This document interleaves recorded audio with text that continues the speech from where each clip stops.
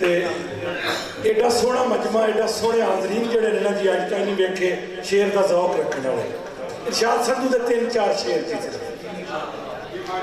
कि जिहड़ी सोच की लोड़ सी सानू ओहदा काल है चाचा, जिहड़ी सोच की लोड़ सी सानू ओहदा काल है चाचा, तां ते साडा डंगरां तो भी भैड़ा हाल है चाचा। ते मैनू तू ये सोच के दस खां अपने देश के अंदर बेवसियां ते बेहिसियां नू कितना साल है चाचा।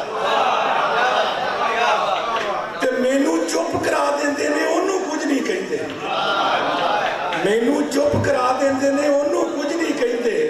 वो तगड़े दा पुत्र भी ते कल दा बाल है चाचा। ते घर घर लगी इट ते जे मजदूर दा लहू नहीं लग्या, मैनू तू ये दस फिर इहदा रंग क्यों लाल है चाचा। ते नित गली चू लंघदा है जो वाद है बुले वर्गा, बाकी दा तू छड़ पर ओदी टोर कमाल है चाचा। ते संधू इको गल पुछदा है दूर करन विच सानू लोकी हुण तक समझे क्यों नहीं कीती चाल है चाचा। बहुत